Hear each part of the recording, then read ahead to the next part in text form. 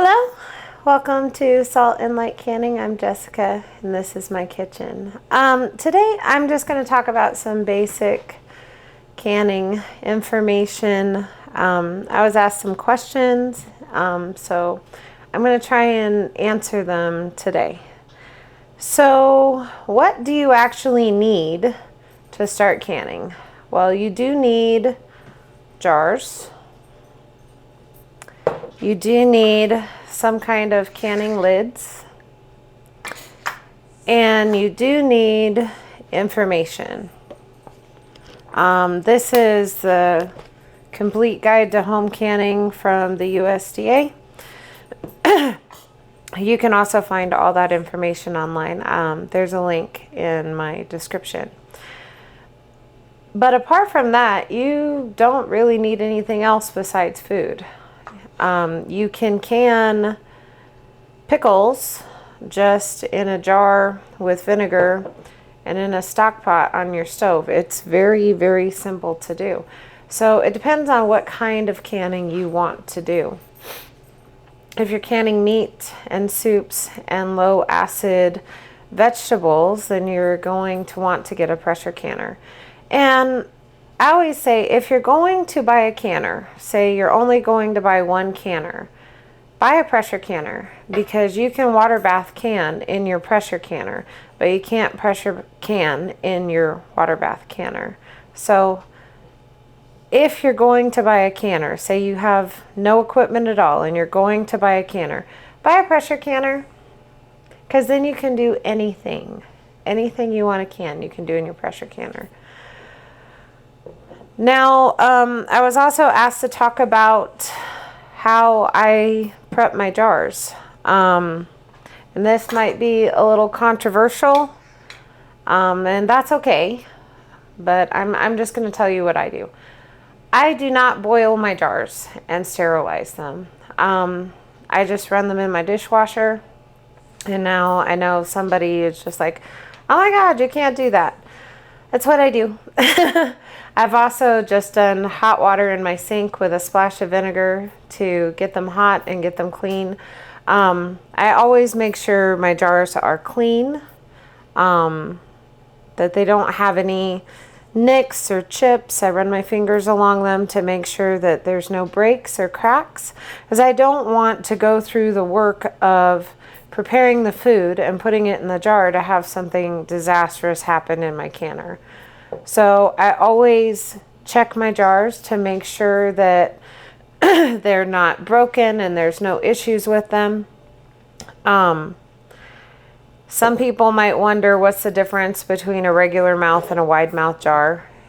This is a wide mouth jar. This is a regular mouth jar. I use them both. I prefer wide mouth jars for pickling and larger vegetables. I'll use a regular mouth pint jar for meat or for anything. I prefer, if I only had regular mouth quart jars, I would use them for anything that I needed to. But I use them for sauce and things like that. It just depends. You want to be careful and make sure that you can get the stuff into the jar easily and out of the jar easily. I have this wide mouth funnel, and I just love it because my whole ladle can fit in the top of here and I drip less. And then also you're going to want something to take your hot jars out of your canner. So I use a jar lifter. Some people just use tongs, and that's okay. As far as debubbling tools go, you can use a tool, or you can use a chopstick, or you can use a plastic knife, something that's not metal, that's not going to scrape your jars, but something to get any extra air out of the jars you need to use. And I know right now there is some discussion. The FDA says that reusable canning lids are not approved anymore. That's not going to stop me from using them. I use regular button top lids for canning, for anything that I might give away, because I don't want to give away my reusable lids. I was asked if I simmer my lids, and for the most part, no. If you read your canning lids, they don't say to simmer your lids anymore. So just read the box. Unless you're using reusable lids, then you need to soften this gasket.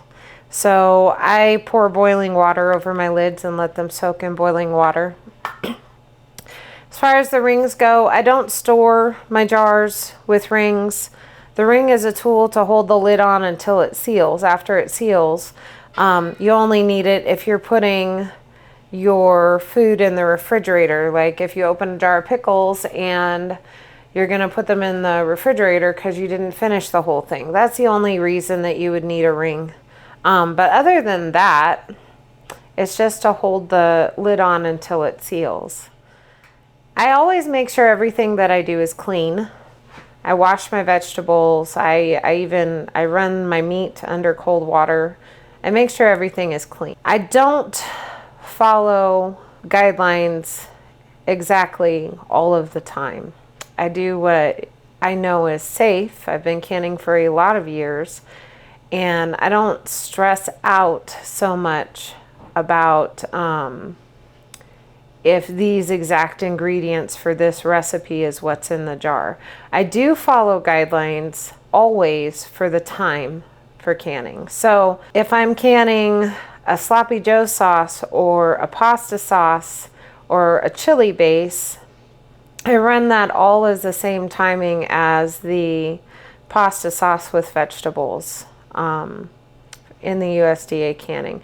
But I know that it's not all the same ingredients. Beans and meat, I always can for 75 or 90 minutes, depending on if it's a quart or a pint. So just because I don't follow exact recipes all of the time, I still follow safety guidelines, and you should too. And if you have never, ever canned before, I highly recommend using the USDA guide because they're going to teach you what is safe. But also, don't be afraid to try to can. There's lots of wonderful recipes out there. It was brought up this week.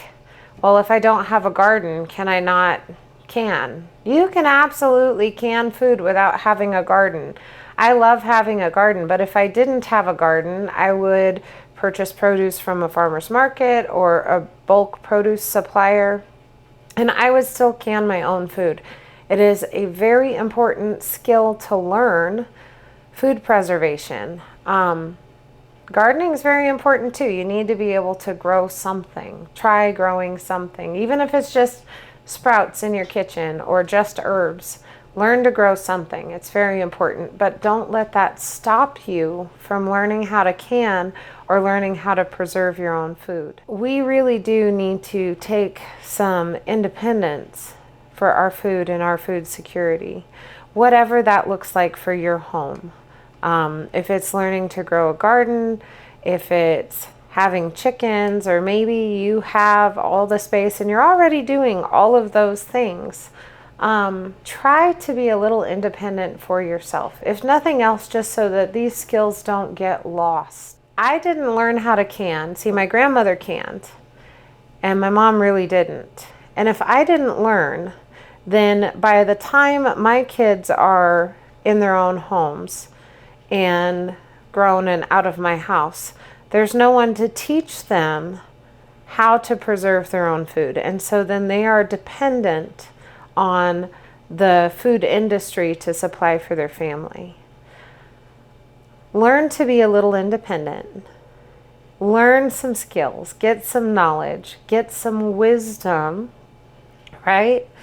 If anyone desires wisdom, let him ask the Lord and it'll be given to him, right? Learn some wisdom. Learn to do something for yourself, even if it's just learning to cook your own food. Learn to do something for yourself.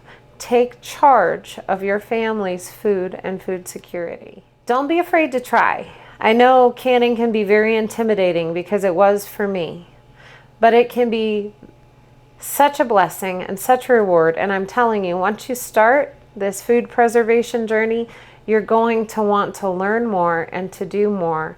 And you're going to feel so accomplished. It's so exciting that I can just go out to my pantry and I can make a meal and have it on the table within 20 or 30 minutes, even when I didn't know what I was going to make that night. That is exciting.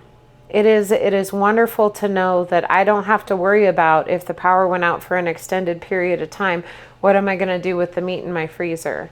And I don't have to worry about if it's not on the shelf at the grocery store because I have it on the shelf in my pantry. Don't be afraid to try. I know that you can do it. I have faith in you.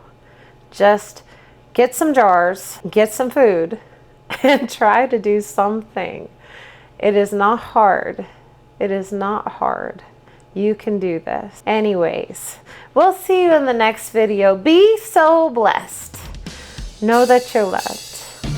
And be a blessing to someone else. Bye.